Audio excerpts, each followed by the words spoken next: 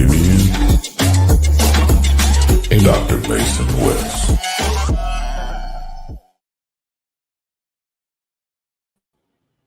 Welcome into this episode of Bare Bones. As always, I am Mason West, and Danny is here today. Danny, how you doing?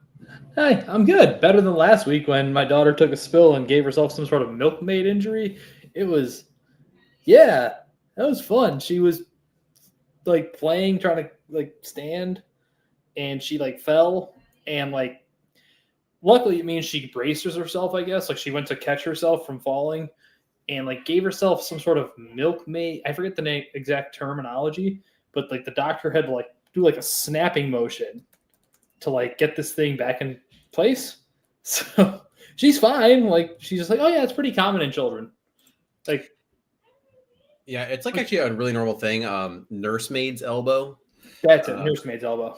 Yeah, basically just like a ligament slips out of place and gets caught between like two bones, and you kind of just snap it to get the ligament to go back. Just because kids are so floppy, it doesn't really matter. You know, it gets angry a little bit, it's irritated, it heals up, and it's pretty good.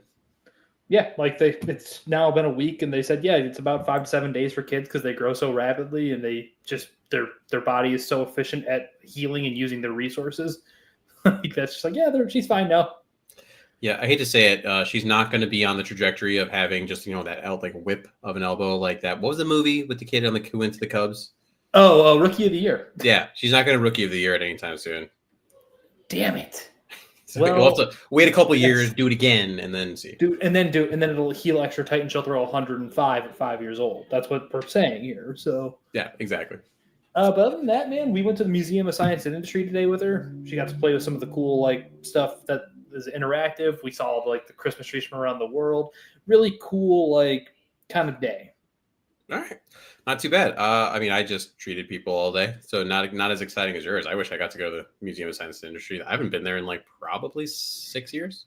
You know, I hadn't gone in years until about 4 or 5 years ago, and now it's like our yearly tradition. We go once in the month of December to see the trees, and pretty much we only spend like an hour and a half there. I'm sure as Penny gets older, like it'll be longer and more like in depth, but at the moment it's pretty easy, especially because she gets tired so fast. Like she's just like, all right, this is cool, guys. I want my stroller and I'd like to go to sleep.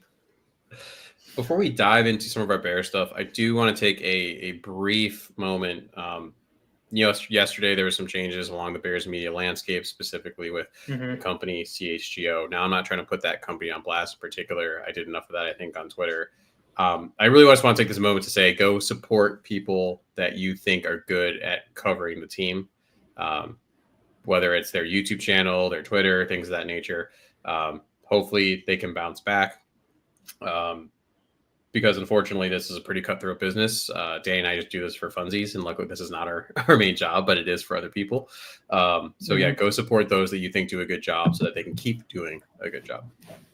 Yeah, support them and reach out to them if you have any opportunity for them where they could potentially fill in for someone. Like I know, like I think Nick specifically, I know we both know him as a part of that. Like the new Chicago media site, CHSN, I believe is looking for a Bears beat writer. I hope he is potentially looking at that position because he does good work. He does the film breakdown, which I don't believe any other of the normal beat reporters do. He offers a service, or not a service, but a different way of covering the Bears that not is necessarily done. Yeah, it's not just some BS player who just vamps about the same things over and over and over again. Not that I'm salty about it or anything. Ever be referring to? I'm just so right. All right. Anywho's, moving on. So normally in our chart review section, this is where we discuss some news, and honestly, there's some, but like nothing that I find truly noteworthy or care about all that much. Mm-hmm. So instead, oh, look at that, we've been transported. We're in Santa's Village. This is so cool. Oh my god. If you're not watching it live, you should. It'd be pretty. Oh, that's not the layout I want. We obviously we always have like the visual stuff. So yeah, I'm just trying all these, and none of these are doing what I want to do. So we'll go with that one. So this section, what we're gonna do in the chart review, if you saw my tweet, we're gonna have Santa Meehan dole out some presents. Oh god. So this will be fun because he's not prepared for this at all. No, I don't get outlines for this. I just show up. I just like the visceral reaction to it. I think it's way more interesting and probably more because truthful. it's unprepared, right? So So yeah, Ray. I'm going to name someone associated with the Bears organization, and Danny's going to say what, as Santa Meehan, he would give to this individual, whether it's for this year or going forward. That's totally up to you. Oh no. All right. First off, George McCaskey. What gift would you give George as Santa baby? Says Santa, I would give George 2 first-class tickets to Hawaii and no access to media, and just say, "Hey, Kevin, do what needs to be done. You are the boss. I know nothing. I've told the fans I know nothing. I am just going to leave." Get a nice little vacay for the months of January and February. All right. Speaking of Kevin, what would you give Kevin Warren as a holiday gift?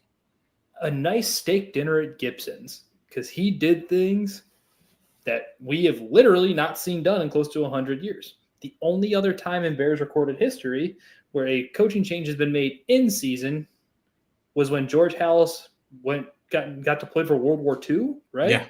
Yeah. So, Literally went to go serve the country as the only time. Yeah, the literal only time it's ever happened. Now, revisionist history, could you say it is the thing that they should have done, given what we know now? That remains up for debate. Mhm. But I think they did what they thought was necessary, and I give Kevin Warren credit for that, because I don't think it happens if it's George here as the guy that Ryan reports to. Yeah. I think having the necessary middleman who knows what organizations that win look like, given that Kevin Warren has been in St. Louis when they won.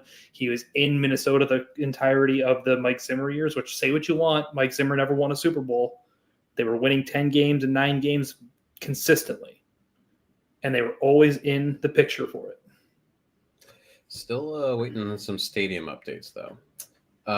What would you give Ryan Poles as a gift? His walking papers.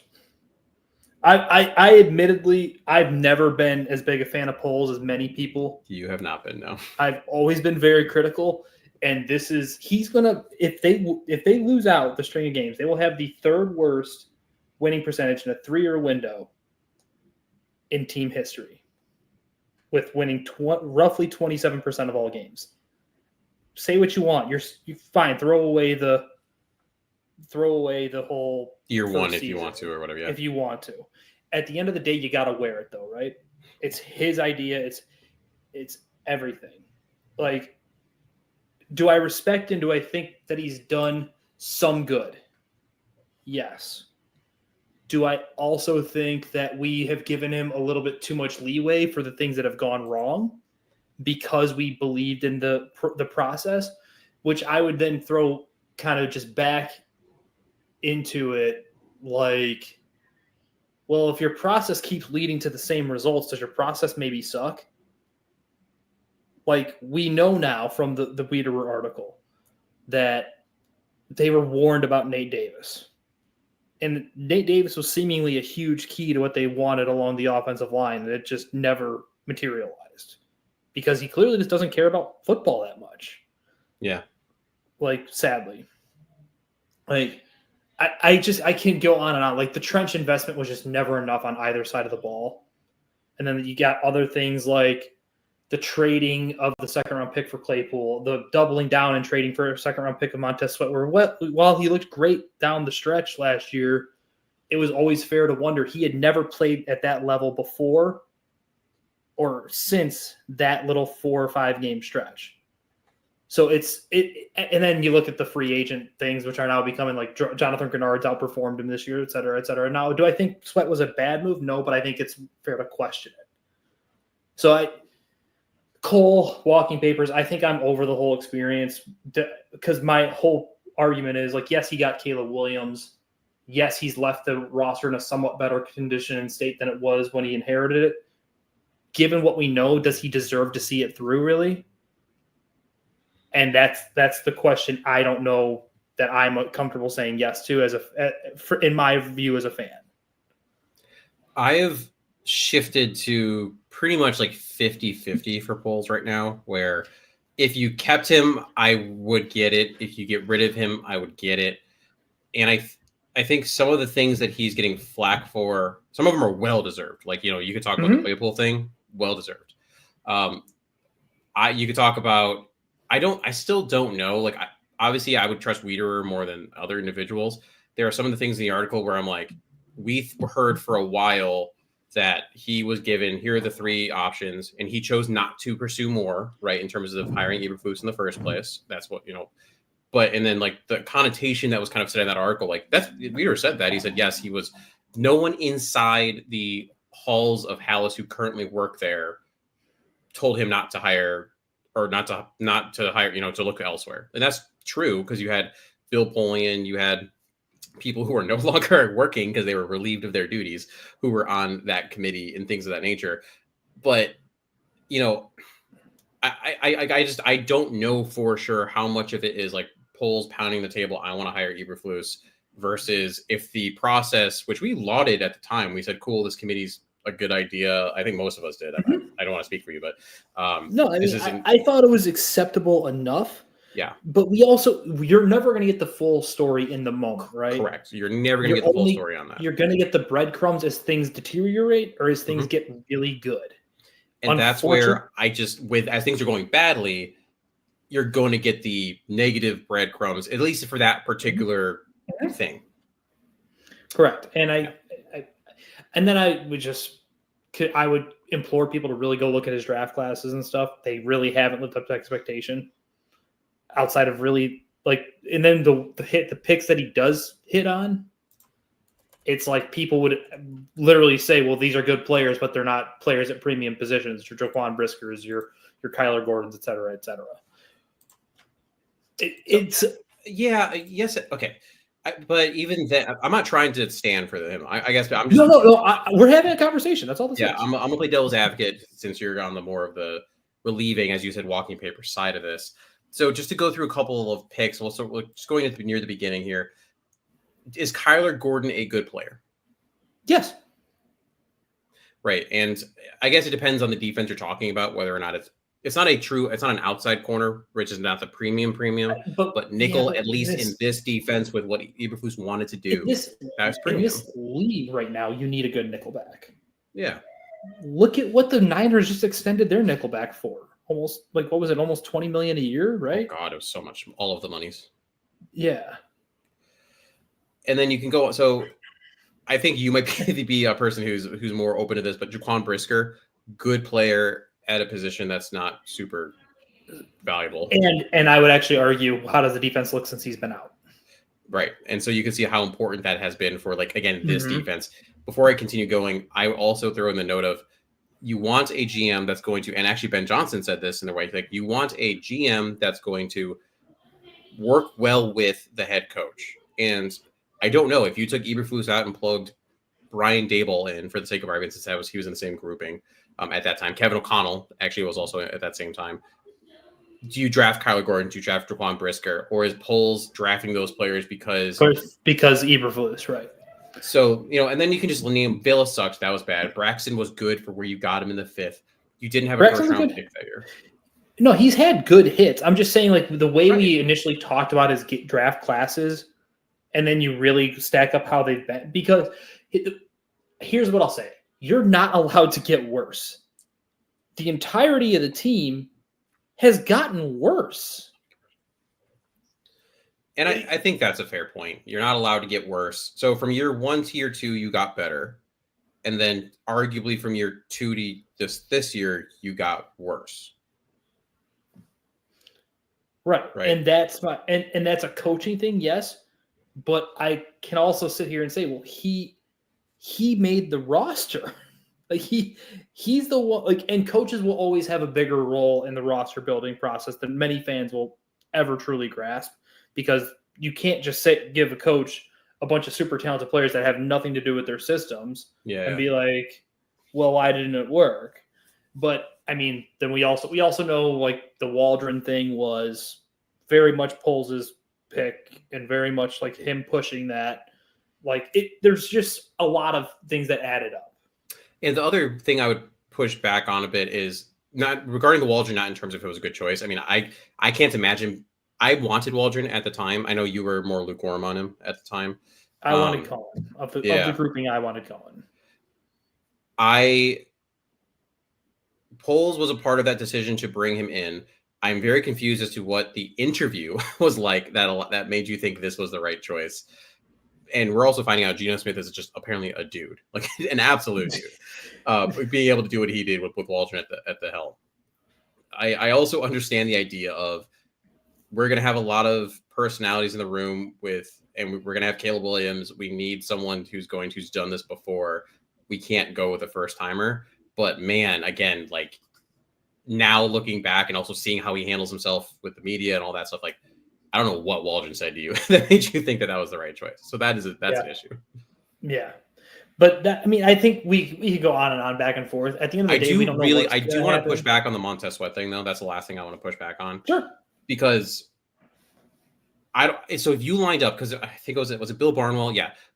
He mentioned Grenard, he mentioned Van Ginkel, and he mentioned who's the third one? There was a third person. I forget. But the Van Ginkel one wasn't the one that Daniil Hunter. Daniil Hunter. And Daniil Hunter was available, and they didn't get him, right? Even like this offseason, he got paid by the Texans, and the Bears were actively in pursuit. Like that was something that was reported. At the end of the day, too, you need players want to have to also come here. So I don't know. Did Daniil Hunter want to come here? You could go with. I don't know. And also at the end of the day, I don't know about you. So if you lined all four of those people up and you just said pick one of the four to bring onto your roster, who would you pick of the four? Me personally, I'm not the right person to ask. I've had a love affair with Daniil Hunter for a long time. Cool. So Daniil Hunter would be your answer. That's fine. Yeah. And then but it's not a like that would have been like for me like I loved him coming out of Texas years ago. No, that's fair. That's that's what these GMs and coaches do, right? They have these affinities for players for years. So you would have gone Daniil Hunter, and that's totally fine. Like I honestly probably would have said the same thing. Like all things being equal, I'd say Daniil Hunter. And Poles looked at it ahead and said, are we confident that we'll get Daniil Hunter in the offseason? No, and I think that's a different question then. Like if you're not confident in your ability to land a premier free agent, that you have to now trade more premium capital to go get them and then extend them out, like shouldn't you be more confident in your abilities to go get somebody? I get the wanting to secure someone. I truly understand that. But I think we also know from people we've talked to who know free agency and how the team players look at the Bears, that even before Poles was here, Chicago is not a destination for players. Yeah, I think that's going to change going forward. I think it can change going forward, but for the last decade, it has not been. No, it has not been. I think the reason why is playing quarterback. Truth be told, I think that's a big. So if you're Daniil Hunter and you're looking at the team and you're saying like, man, where do I want to go to? Why I would go with CJ Stroud because I knew, or at least I thought I knew he's been an issue this year. That's a whole other conversation. But you were like, man, I'm going to a team that's playing for a Super Bowl. He's so broken. That's a whole other. This is a Bears, not a Texas podcast. That's a whole different. That's a whole can of worms. But so and people are like, man, you got Coleman Shelton. That sucks. Why didn't you get? Who's the center that went to the Titans? That was the top center. Kestenberry, Lloyd Cushenberry. Yeah, Lloyd Cushenberry. Did he want to come here? I don't know, and you can't answer that. I can't answer that. Was it a money issue? Was it I'm not going to Chicago issue? I mean, he went to the Titans. It wasn't like they went to a destination. So I just don't know. He chose Nashville over Chicago. Woo. I just don't know. And so I guess that's long story short, I'm 50-50. It's a lot of and I would probably tell you I'm 20-80 that I'd retain him. I would just I'm just kind of over the experience. I'm ready for a new one, mainly because I just don't see enough reasoning as to why I think he should be able to see through his vision. As callous as that sounds. Now, I also will say this. If insert coach here, who was number 1 or number 2 on my list, said, hey, look, I want to come here, but I can't do it with Ryan, that's now shifting my 50-50. Because I that's a different, like if if Bill Zimmerman does a podcast for Second City Gridiron, he put that poll out, and it was like, hey, Ben Johnson says he wants Ray Agnew to come as his GM. Yeah. Like, well, I think your hand is kind of being forced now because now in that scenario, I'm like, it's like, oh, okay, you want Ray? Fine, you can have Ray. It's fine, yeah. whatever. All right, a couple more here just to get through, and then we'll move on. Caleb Williams, what would your gift to him be?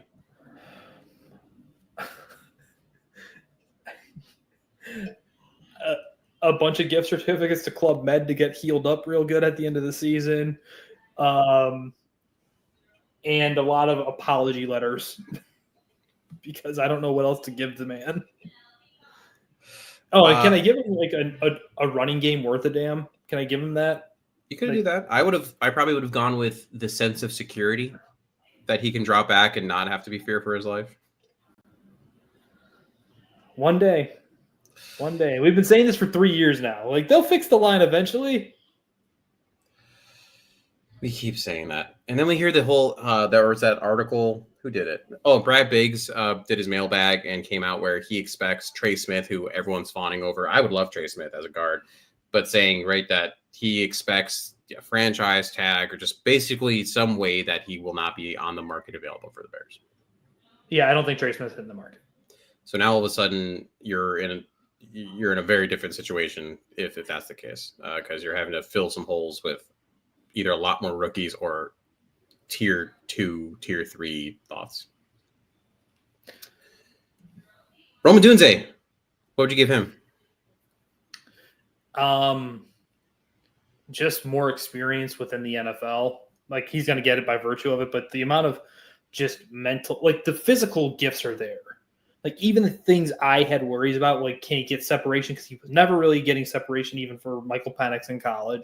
Like, but the mental stuff of just, like, even, like, the couple scramble drills in the last few weeks where he's just not, like, finishing the drill. It's like he just stops. It's like, oh, my God. I have a theory, and I'm curious what your thoughts are on this theory. That with him in the room with DJ Moore, who's the highest paid bearer in history, and Keenan Allen, who has the, I've the award, that like, what's that thing that they give people, the award, but they've been around forever. Okay, anyway, that award, I can't think of it. It'll pop in my head eventually. Is there like a brain drain within the wide receiver room and then on the practice field where he just isn't getting the opportunities necessarily to make enough like mistakes to learn from them, like within practice and all that? Like, being third in the pecking order, is that harder to ascend? I think it's harder. I also think it's hard the way they're just deploying their wide receivers, man. Play him as a damn X outside. Just make him the X, make DJ the Z, put Keenan as your Y. Be done with it.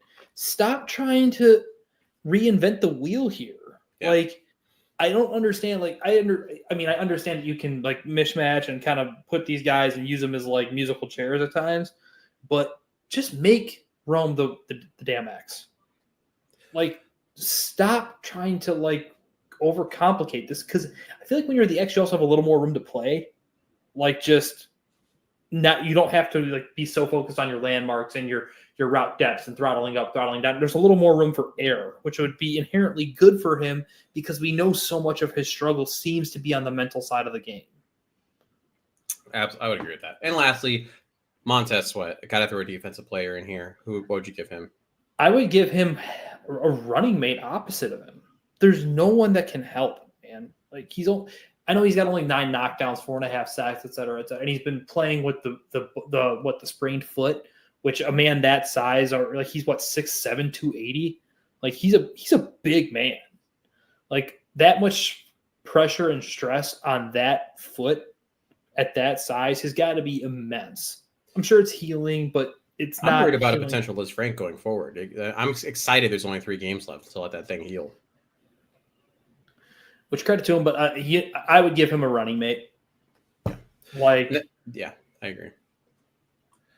And I think that applies. You could talk about the running mate to the previous conversation about the Montez Sweat trade and the value and all that. Running mate would be helpful. A consistency on the defense would be helpful, and then health would be helpful. Or All of how that about has just not been Andrew? the case. How about Big Bill back? Andrew Billings not being in there is a huge issue. Like, So, yeah, it's all a problem. All right, that is all. Presents have been doled out. We're great. We're the best Santas ever. Really, you were the Santa. I just kind of poked it along. All right, training room roundup. This is where we're going to just look at the injury report for both the Bears as well as the Lions, since that's who they are playing this week. We haven't even broached on that yet. The Bears have a dang concussion problem. It's ridiculous.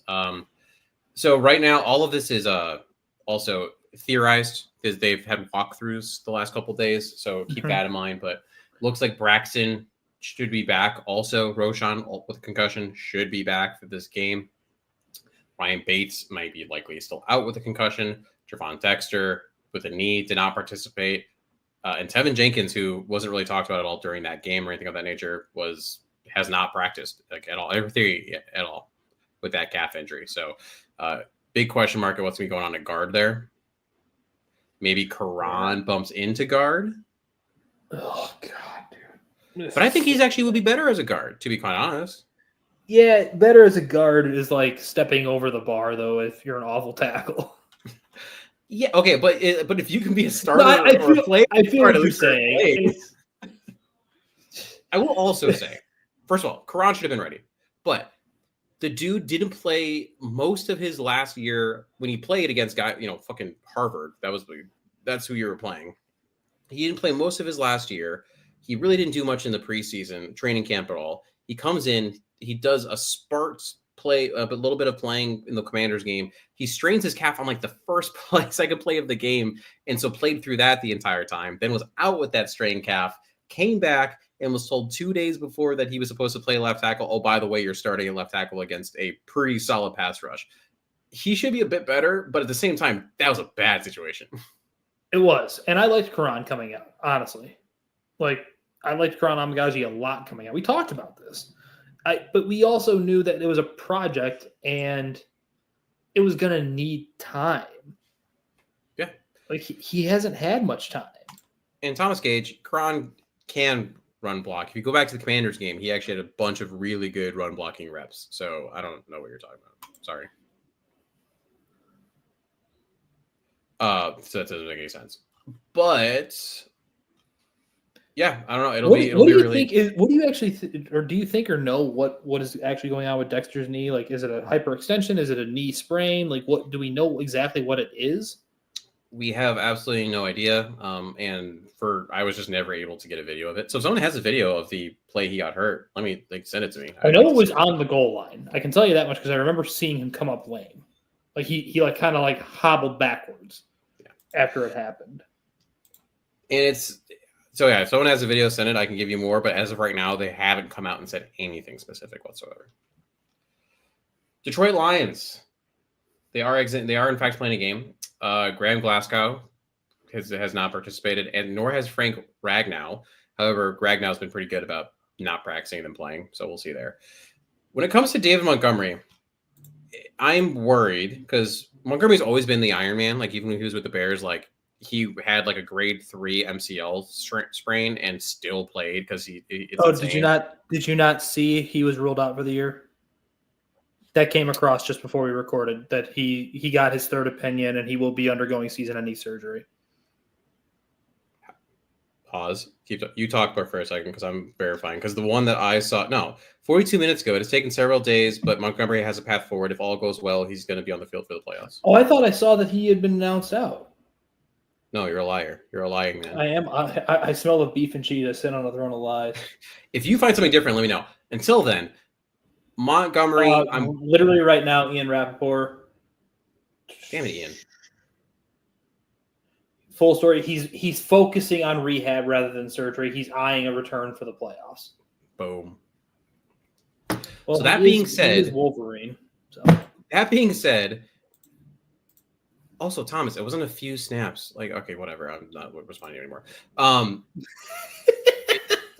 For David Montgomery, like if you go, so this happened to me when I was in high school. I busted my ankle super bad. Drew Karras missed his block at center. Not that I'm salty about it or anything like that, but basically what I did was I went to like 4 or 5 different docs until one gave me a note that said I could play. I gave it to the trainers. I did a walkthrough on Friday, and I hobbled around that game and did absolutely nothing useful. Going to 3 doctors until you find one that says, "Yeah, I think you should just rehab for a little bit and then you'll be fine." This is just me as a David Montgomery fan. I truly hope that this is handled correctly because I'm worried that he'll just bust his knee. To your point, you go to enough doctors, you'll find someone that tells you what you want to hear. Yeah, exactly. You will find it. Like that's why it's so funny. It's like, or not funny, but it's concerning when it's like you hear about these players in all professional sports always seeking another doctor and another doctor and another doctor. It's like, if the first 5 all told you something similar, maybe you should just listen. Yeah, like that was it. That was the McCaffrey thing earlier this year, right? Yeah. Where he's like, where every doctor's telling him he's got double Achilles tendonitis, and he's like, "No, I don't. I'm going to go overseas to Germany and do this blood platelet spinning thing." That I remember years ago. That was like the first Kobe Bryant. I want to say was like the first one that like was known for like doing like the blood platelet spinning.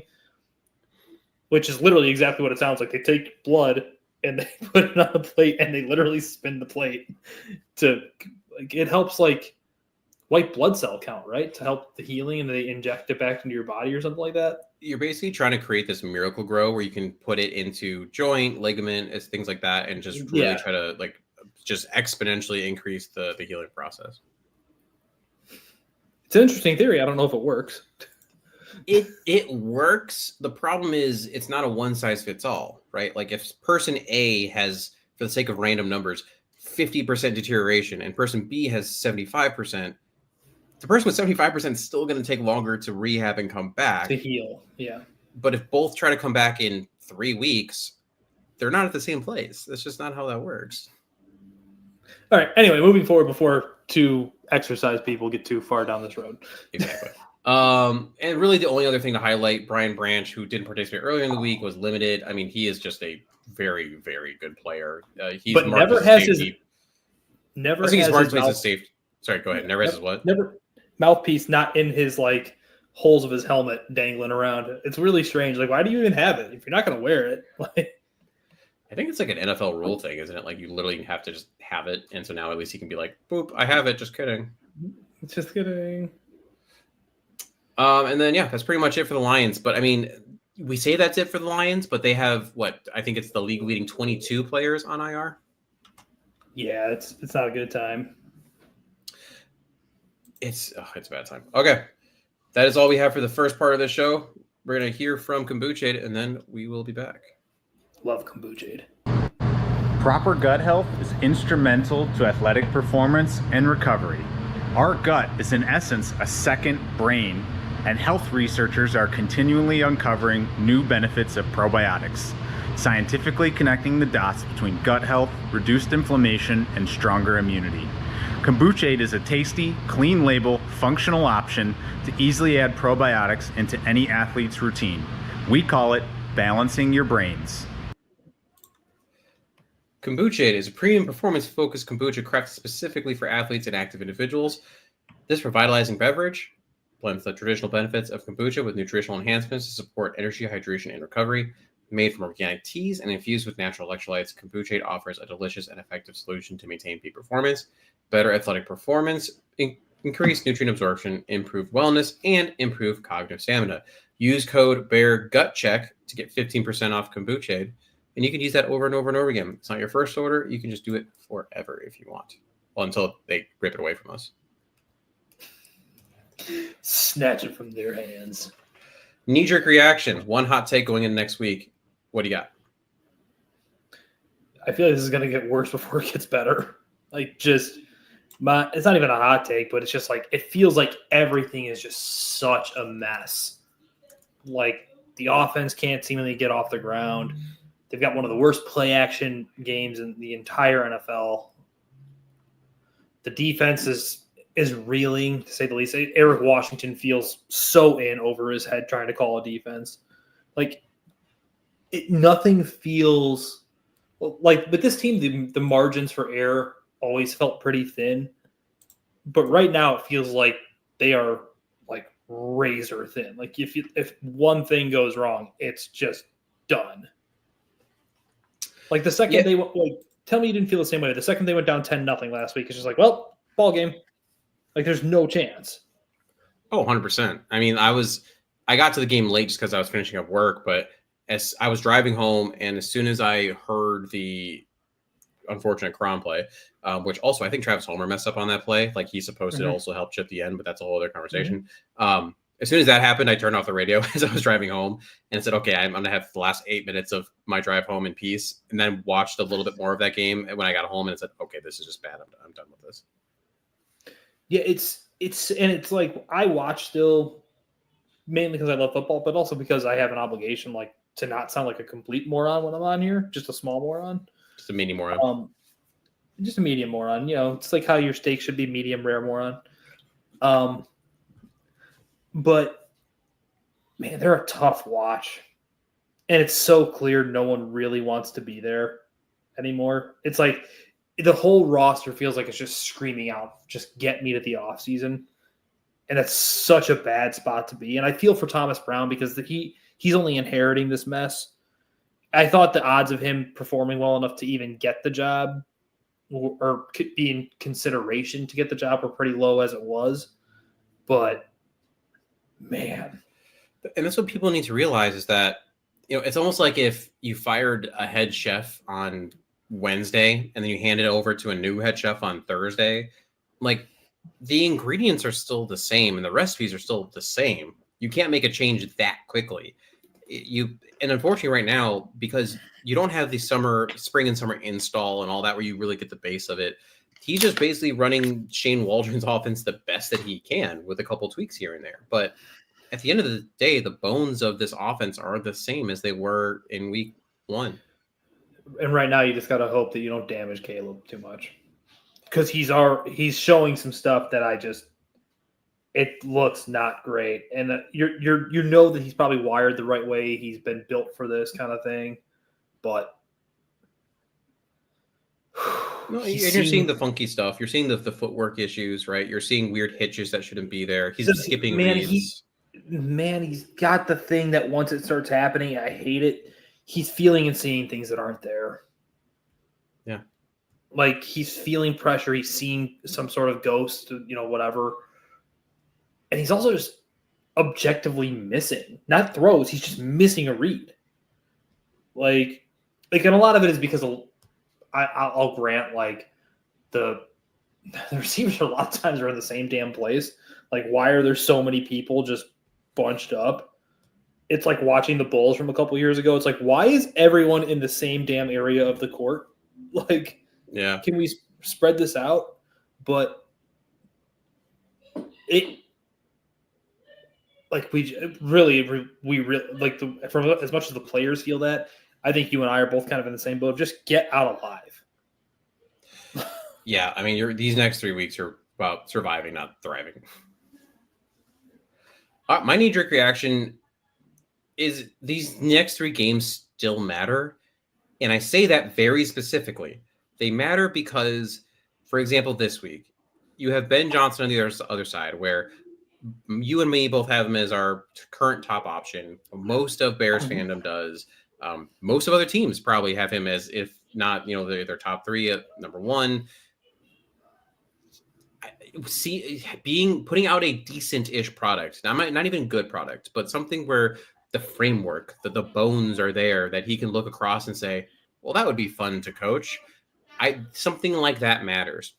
In addition to that, go ahead. Go ahead. No, I was gonna say you also have one more like primetime game. You have that Thursday night after Christmas, where again, like all the national eyes are on you. That the NFL is such a narrative-driven league that you just have to have a little bit of not a narrative like change, because that's not gonna happen, but a shift where, okay, yeah, like Caleb has all the tools you want. He just needs, and then insert thing here, so that going into the offseason when you're now looking to hire a new head coach, you can show off, hey, look, shiny object Caleb Williams. Hey, look, shiny object Roma Dunze. Hey, a defense that has a bunch of good players. They just need, to be The right pointed in the coach. right direction. Yep. So What- he's matter in that way. Which on that note, that's actually where I was going with this. Ben Johnson might style on you this weekend. Like, for whatever reason, Ben Johnson's had a hard time against Matt Eberflus called defenses. I don't know why. I can't explain it. But with all that being said, he might be out for some sort of like, oh, you think I can't put up numbers against this defense? Like it might get ugly. It might. Well, I'm gonna save some. What I was gonna say for the difference. Yeah, we'll save that for later in the show. But that was just the first thing that popped into my mind. To be perfectly honest, something brutally honest. Mine was that I know this is gonna rub some Bears fans the wrong way. I truly feel bad for the Lions. I'm not. Besides the Packers, Packers are just awful. I hate them. But I'm not the person who sits there and says, "Man, I just deplore the Lions, the Vikings." For a little while, I mean, Adrian Peterson was my favorite NFL player for that window that he was in there. And the fact that I mentioned this earlier, they have 22 players on IR. A lot of them are very important players. The Browns have 18 at second most. The Bears have 9 for comparison, and the least is the Bills with 3. Like it's just ridiculous. And there's just going to be, I think, this is the window that they had. They're that plucky-go-lucky team that was 0-16. They've had all these losing seasons. Dan Campbell was supposed to be a placeholder, but now he's a dude that everyone wants to have, like that kind of a guy at head coach. And then you also just layer in, like, it gives me hope because if the Lions can get to this point where was in theory a Super Bowl favorite, the Bears maybe can. They have a chance, and it just sucks, and I feel bad. I feel a little bit bad, and I can understand that, especially because, and credit to Dan Campbell, he was very self-aware after they lost in the NFC title game last year. Said you're not guaranteed to get back here. Yeah. And truth be told, looking at the IR situation, looking at everything, Aaron Glenn's going to be gone. Ben Johnson's likely going to be gone. Like last year may have theoretically been the best chance they had. Because you still see, I know Jared Goff is better than a lot of people want to give credit to. Jared Goff still, when he has to move and reset his feet, is not good. Oh, no. We see it all the time. We saw it the very first snap I watched of his last week. He had to backpedal, roll right and reset, and he turfed it. It's like, what are we doing? He's good at what he's good at. He's a damn good NFL quarterback. But I don't think I've said this for a long time, I don't think you're going to win a Super Bowl with him at the helm. It didn't happen with Sean McVay, man. It took them making the trade for Stafford with Detroit. What would your, to be perfectly honest, be? Honestly, it's more just kind of I feel bad for the players that clearly still give a damn on this team. Yeah. But there's clearly a percentage of the team that just doesn't care anymore. And I don't blame them, but man, it's a bad look still.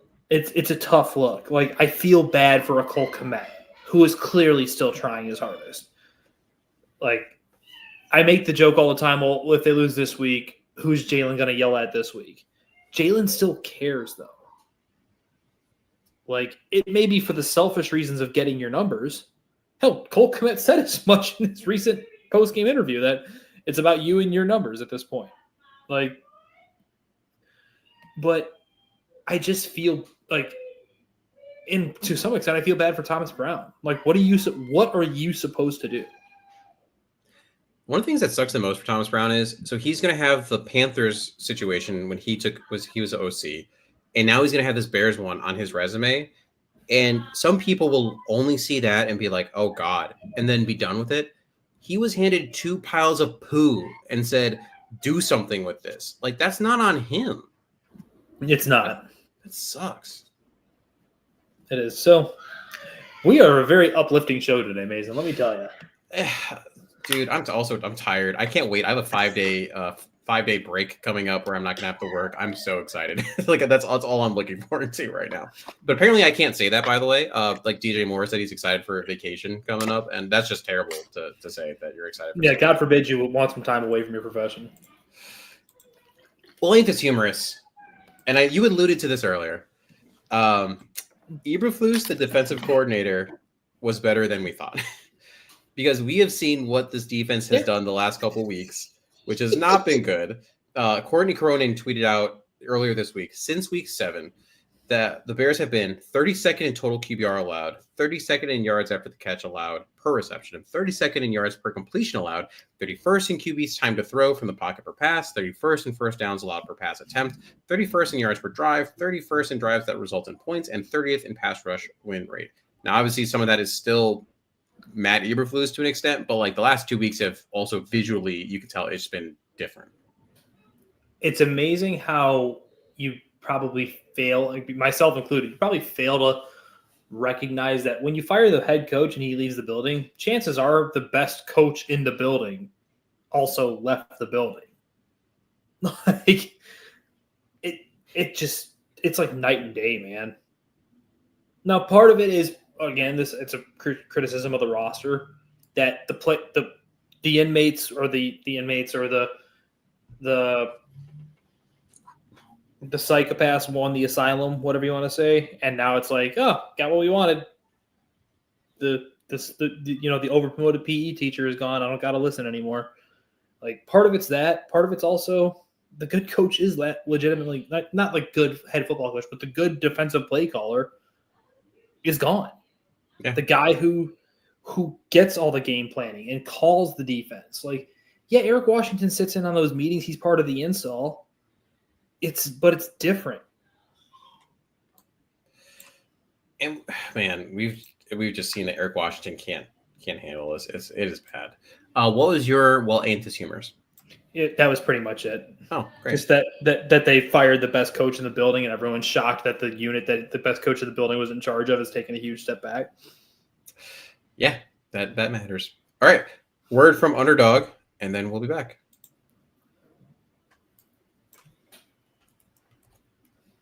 Underdog is the place to play if you're a sports fan looking to win money while watching sports. With over 5 million happy players and $2 billion won, Underdog makes it fun and easy to cash in on all your favorite athletes' performances. Compete against other players just by selecting higher or lower on 2 or more player stats, and you could win up to 1,000 times your money. So, turn every touchdown into a win with Underdog. I have used multiple sites and apps to enhance my game day, and Underdog is quite unique. Something pretty cool is their vulture protection. If you select a designated running back to score a touchdown in your pick'em entry and they get vultured, they will rescue your entry. Every dog deserves a second chance, and with Underdog Rescues, you can get your money back and receive a promo if an early injury causes your entry to lose. With Underdog's double flex option, you can even take 2 L's and still have your entry be a win. This season, Underdog's going to be running a special promo, a special in general, or bonus almost every single day, like profit boosts, discounts, and free picks. They're basically a sure thing. A player just has to get higher than, let's say, 0.5 passing yards for that selection to win. Plus, all new users get a free pick. Download the app today and use code CITY, C-I-T-Y, to get up to $1,000 in bonus cash instantly. Every player, every hair-raising touchdown just selects higher or lower on Underdog. Must be 18 plus, 19 plus Alabama, Nebraska, 19 plus in Colorado for some games, 21 plus in Massachusetts and Arizona, and present in a state where Underdog Fantasy operates. Terms apply. Vote in Colorado. Concerned with your play? Call 1-800-GAMBLER or visit www.ncpgambling.com. Arizona, call 1-800-NEXT-STEP, 1-800-639-8783, or text NEXT-STEP to 83342. In Europe, call the 24/7 HOPE line at 1-877-8-HOPE-NY or text HOPE-NY 467-369. All things. All right. Now, what you need to know. Just some thoughts about this upcoming matchup against the Lions. What have they got that I ain't got? What you need to know. Say that again.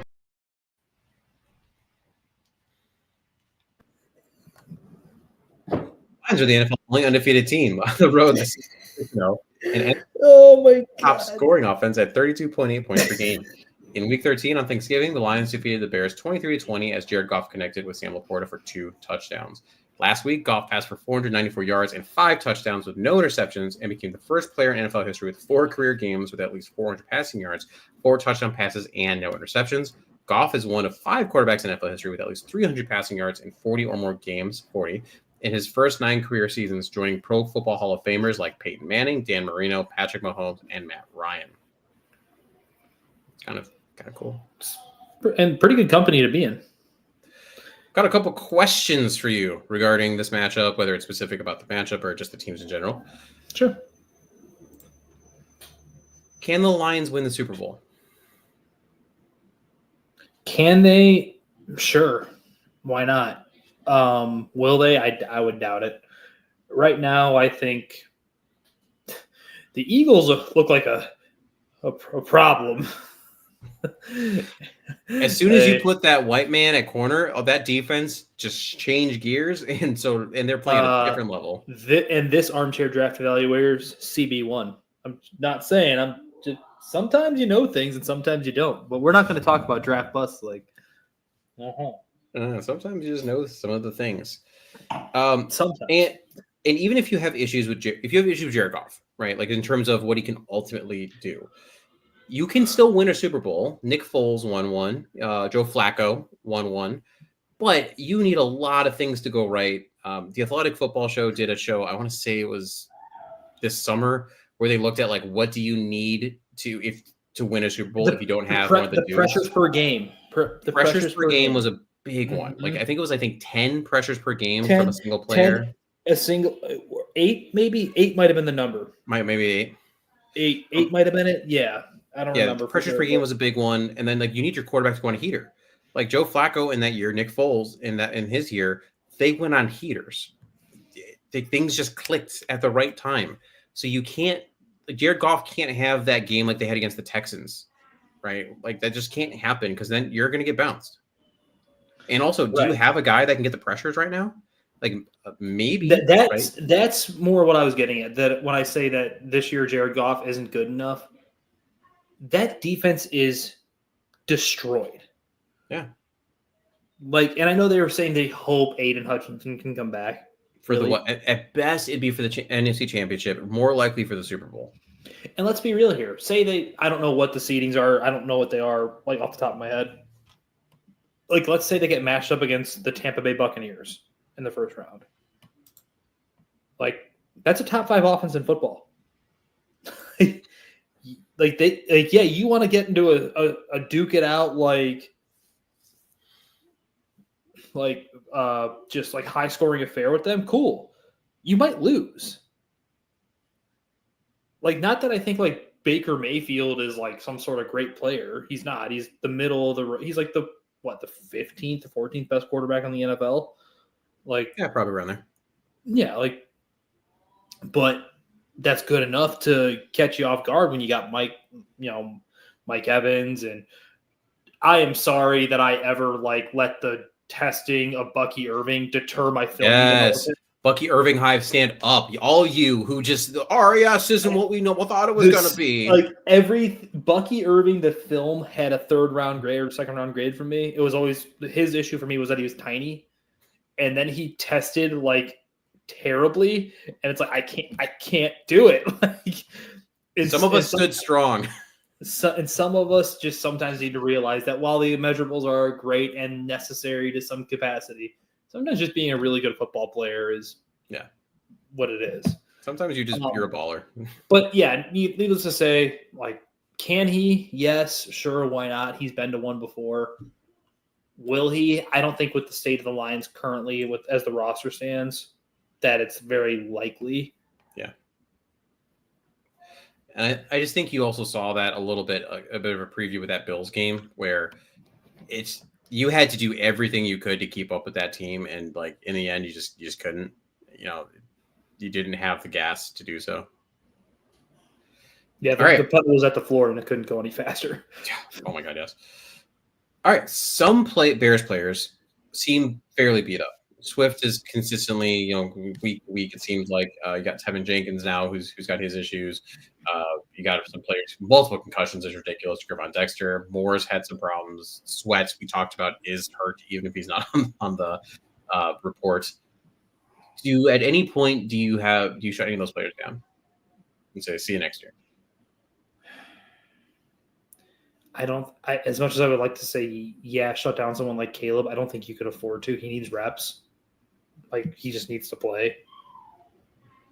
Sweat, if it got worse, or if he like tells you, like, I just don't think, like, he goes, I need to heal up. Like, it becomes like, for who, for what? Like, you're not competing for anything this year. You're not, like, you can't even really play spoiler. You're not good enough. Also, really, who are you spoiling? I mean, you have the Lions, you have the Seahawks, you have the Packers. You're not spoiling much of anything. No, you're not. So I could see the argument. Sweat would make sense to me.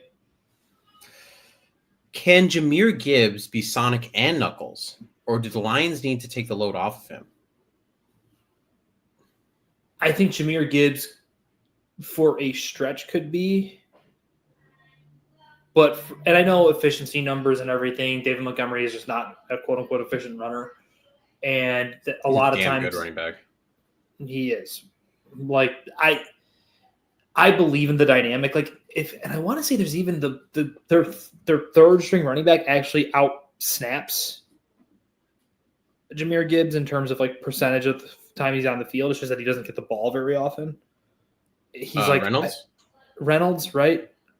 I might have that wrong, but I know he's on the field a good bit. Like, I want to say I read or heard somewhere that he actually out snaps Jahmyr Gibbs, just that Jahmyr Gibbs gets the ball more. I have to double check that. That's a good question. But I think it would be very hard for him just because I don't think he's that sort of player. Like, maybe I'm wrong. Like, he very well could be. But I think he would be hard pressed to be both Sonic and Knuckles. Well, also partially asking because I might need to play Reynolds in a playoff game for fantasy. Who's to say? If the Lions don't win this year, how confident are you that they can make it back to this status? One of the biggest questions, you talked about this earlier, you're losing Ben Johnson most likely, very likely also losing Aaron Glenn. That brain drain can be real. I think if it wasn't last year or this year before the injuries, I don't know that it's going to happen. Brain drain is real. And let's be real here. If Aaron Glenn's leaving, guess what? Some of that defensive coaching staff is leaving with him. It's not like he's just saying the offense one too, yeah. That's what I'm saying. Like, it's not just brain drain. You're just like is it fair to say that the two hottest head coaching prospects on the market are both the Lions coordinators? I would say top 5 at least. The top 3 or 4. Like, say what you want about Vrabel. I know Vrabel's somewhat sought after, but it's like it seems to be Johnson and Glenn is who everybody mentions. And I know there's a lot of people who are excited about the Lions passing game coordinator, Tanner Engstrand, potentially just doing essentially what happened with Ben Johnson, right? Like, just moving on to the next person. Hey, you're up next. But like a lot of these teams, the 49ers have done for various top individuals, the Rams have done. But, at the end of the day also, too, Sean McVay is still there. He's still in it for the 49ers. Shanahan is still there.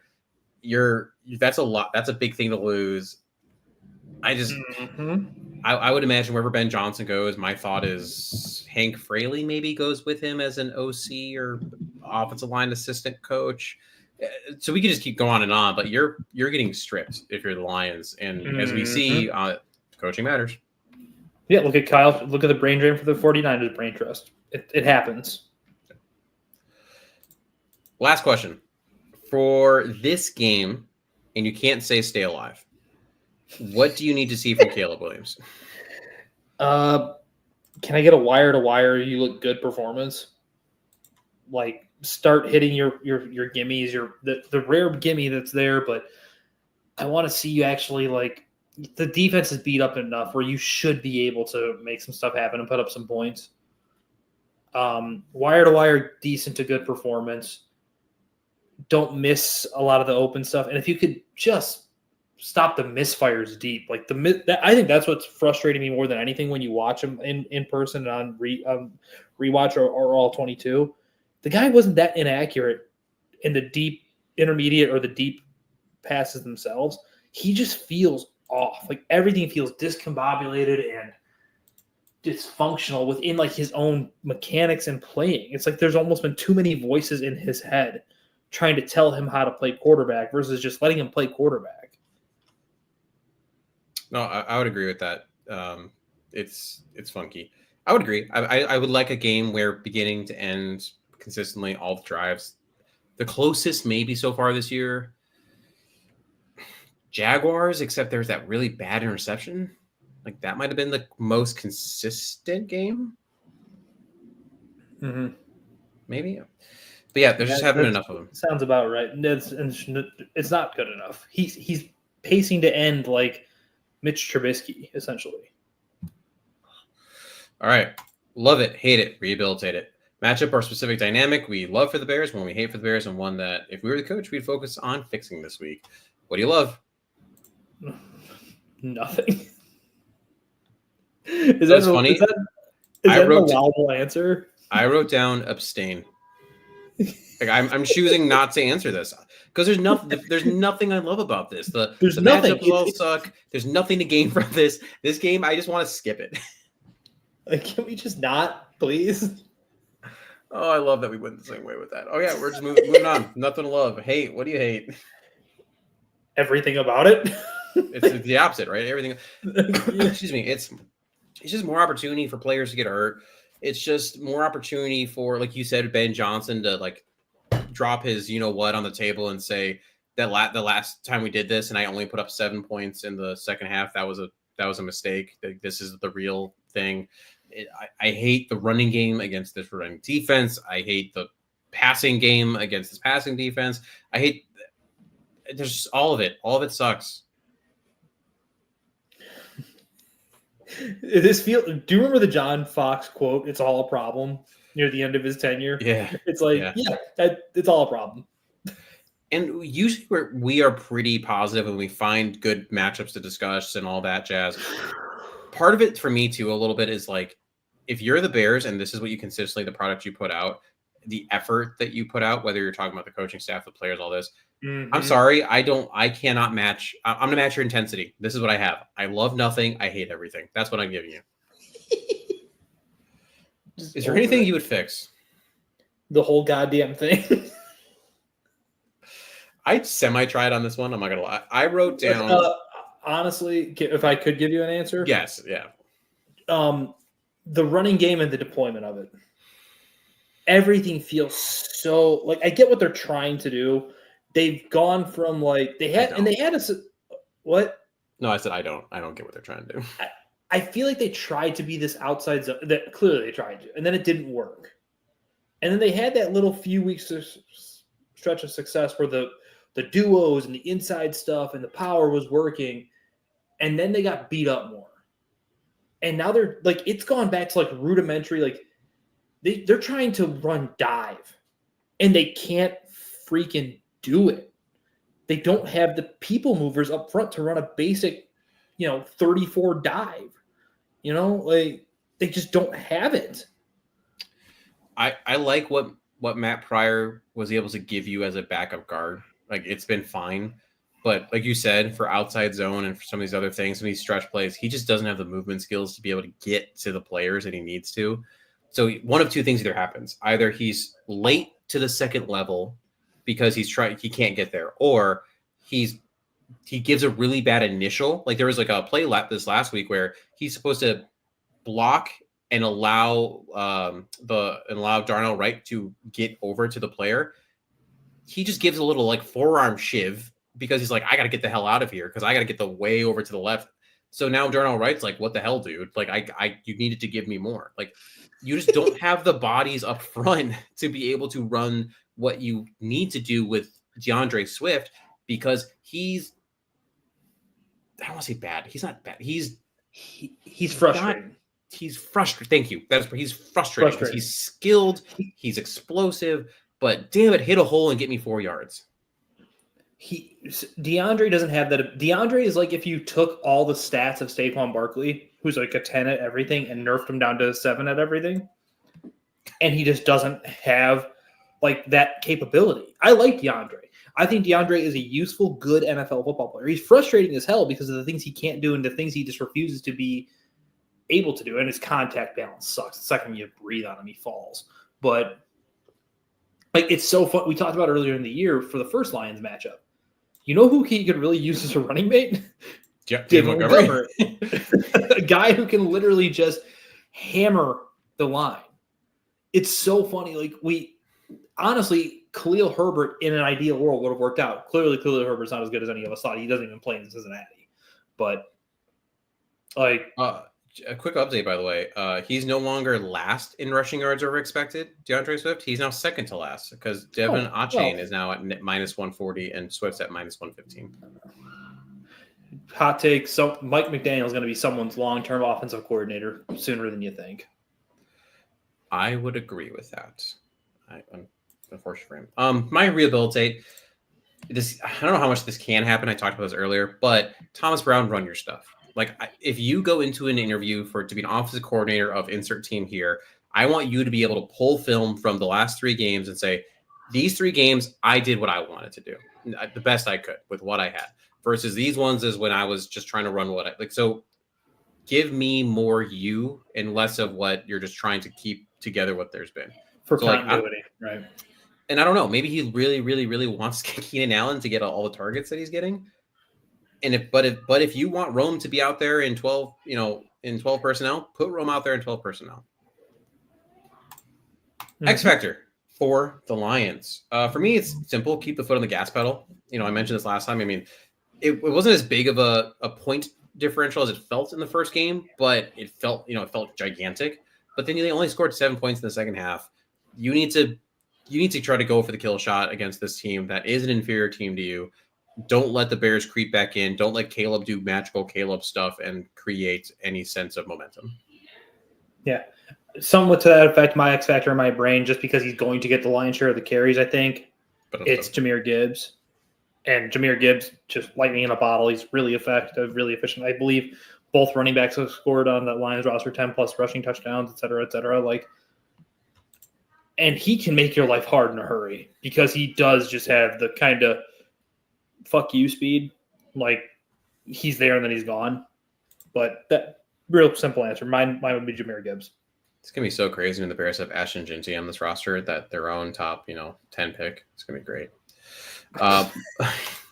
My X factor for the Bears, give me an explosive play in the passing game in particular. Like the Bears and Giants are the only teams in the league without a 50-yard plus passing plays this season. Part of it's the line, part of it's the route concepts. I just give me a 30-yard play like on the passing game. Like you will get nothing and you'll like it. It's insane. Like a team accidents into it, a missed tackle. Part of the problem is you're throwing the ball to Keenan Allen with, obviously, great in terms of catching the ball, but you can't get yards after the catch with him. And right now you're running DJ Moore and all this really, really, really short stuff, but he has no runway to get more space. And Rome barely gets any targets. So what are you going to, Yeah, my X factor would be turnovers. Not just like Jared Goff wants to give you the football. He really does. So my X factor would be turnovers, forcing turnovers, getting a fumble here or there or an interception. Is it going to happen? No, probably not. But hey, I mean, Tyreek Stevenson got an interception last game. Everyone's favorite. All right, last break here, and we'll get to the home stretch.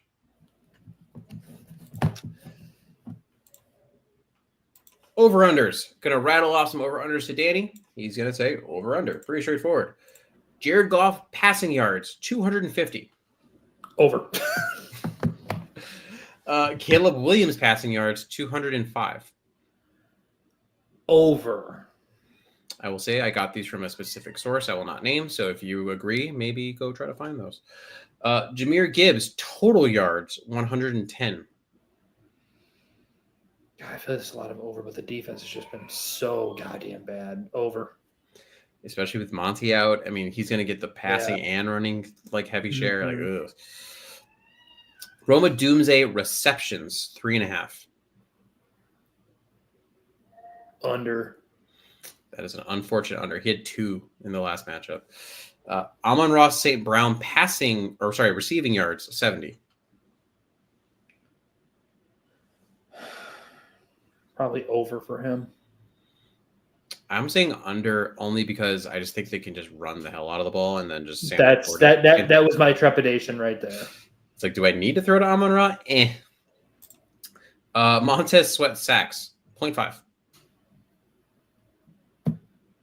He's only got 4.5 He's only got 4.5 of them on the year. That's the smart money. Bears red zone defense. So basically, we're going to categorize this as not allowing a touchdown if they're in the red zone.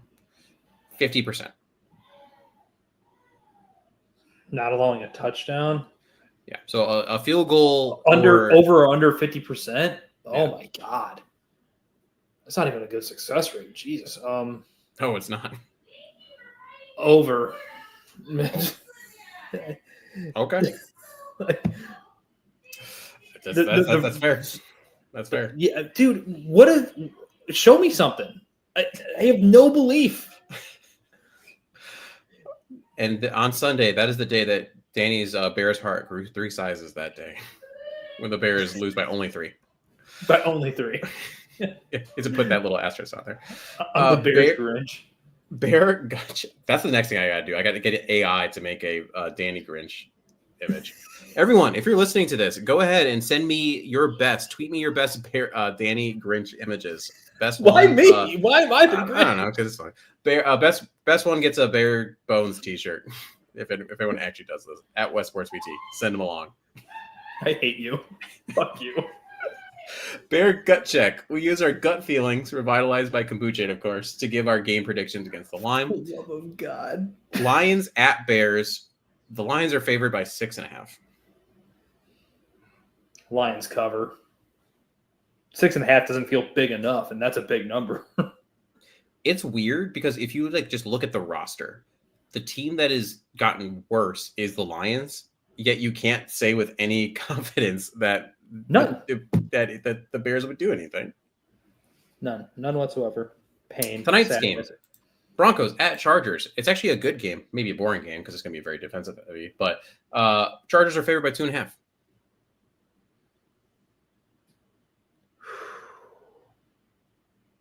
Man, it's a battle of coaches too. Who do you like, Peyton or Harbaugh? I like Harbaugh more as a coach, mainly just because it just sounds so funny to think. I think Peyton's a fucking penis, but so is Harbaugh. Hey, I watched a Netflix movie that said he got a heart of gold. Yeah, cool. Did you watch that? The Kevin James the Kevin James movie? Yeah, no, they're both jerks. I'm inclined just because of the quarterback to just say the Chargers cover and win. So I'll go with when I really don't know. When in doubt, choose the quarterback. So my defensive player of the year, Patrick Surtain, is upset about that. Cardinals at Panthers. Cardinals are favored by 4.5. Cardinals cover. Panthers aren't good, even with some Bryce Young magic. They were favored last week and got throttled. Yeah, I was blown away. When I remember I read that line to Kyrie, and he was like, what? And we saw why he had that reaction. Vikings at Seahawks, who the Bears will be playing next. Seahawks after Christmas. Yep, short week. Vikings are favored by 3.5.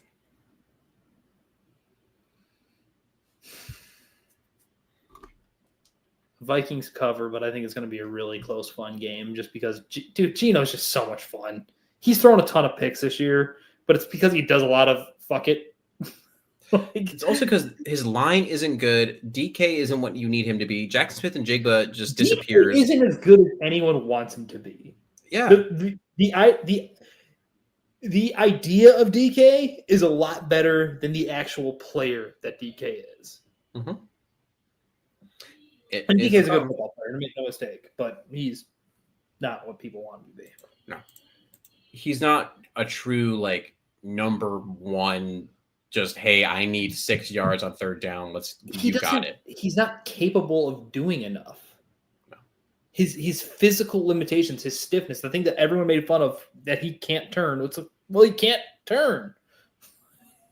He can run fast real good and run in a straight line, and maybe every once in a while cut in with a. And he doesn't play like he's 6. He doesn't play to that frame. He does not play like he's 6'4", 230. or 240, whatever he is. Last one, Monday Night Football. Probably no Alvin Kamara. You have Spencer Rattler starting for the Saints. Saints at Packers. 14.5. Packers are favored. Oh my God, the line's that big? But when I looked yesterday, 14.5. Okay, Saints cover because a 2-touchdown spread is ridiculous. Packers are going to say, screw you. We're going to win by 24. Pretty much, yeah, because fuck you, Dan. All right. Last thing we're going to do, because again, this team has just not done anything to make us worthy of doing players of the game or any of that shenanigans. Maybe next year. What is your bold prediction? A coccyx and bull story. We get one DeAndre Swift break-off touchdown for like 40-plus yards. It's almost every other game, right? There's like some 40-yard run he does, and then it's like a bunch of ones.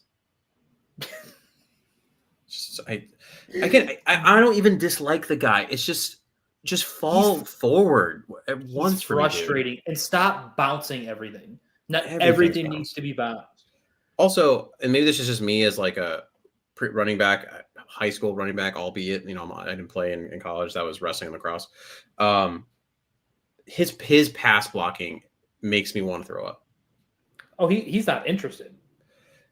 There are so many times where you'll also see, I should block here. Just kidding. I'm going to leak out, right? Because just throw me the ball. Meanwhile, Caleb is going down. What's funny is he can leak out. Just chip. Just put a little body on him. Just a little. So it's semi in the way.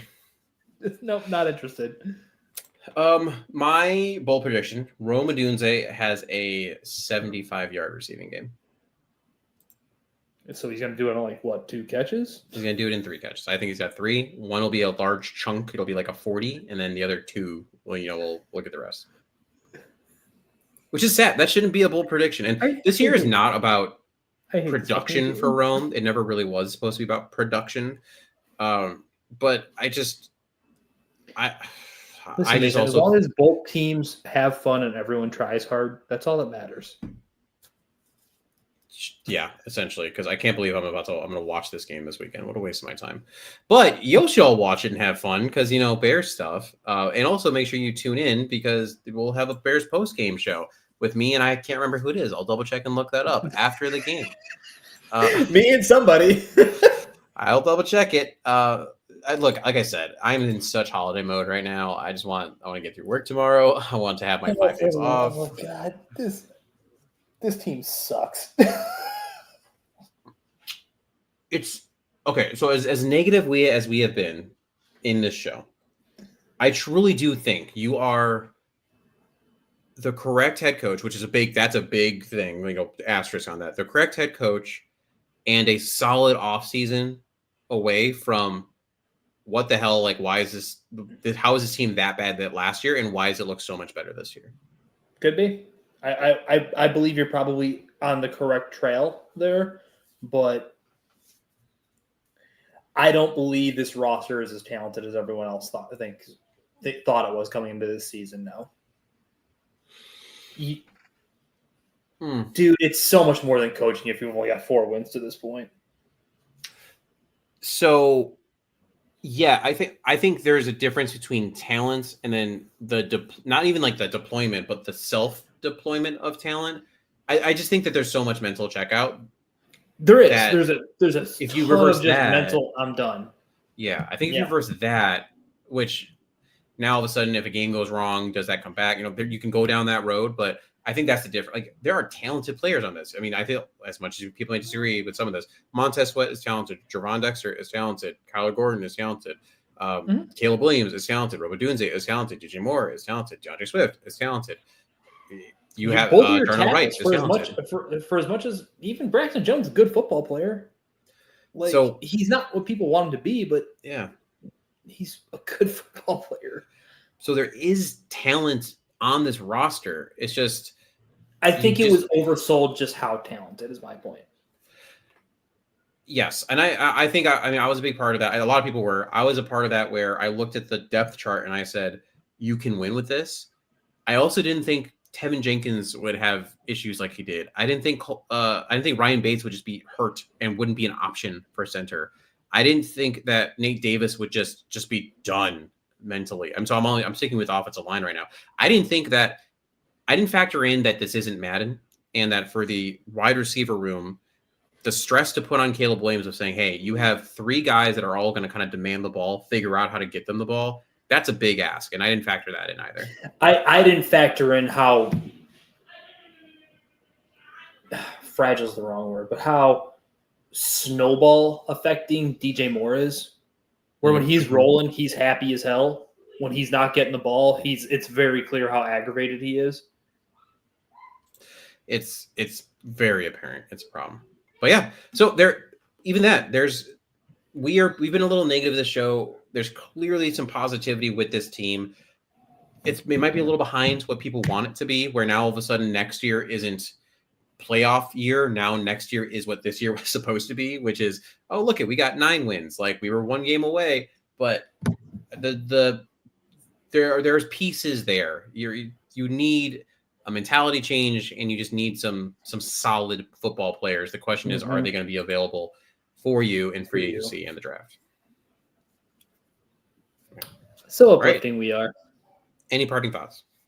Then we roll. No, man. Have a happy holidays. Enjoy your Christmas. Enjoy whatever it is you celebrate, be it that, Hanukkah, Kwanzaa, whatever it is. Enjoy your holidays. Enjoy your time with your family and friends. Don't drink and drive. Use Uber and Lyft. And I guess bear down. Bear the hell down. What have they got that I ain't got? Courage. You could say that again.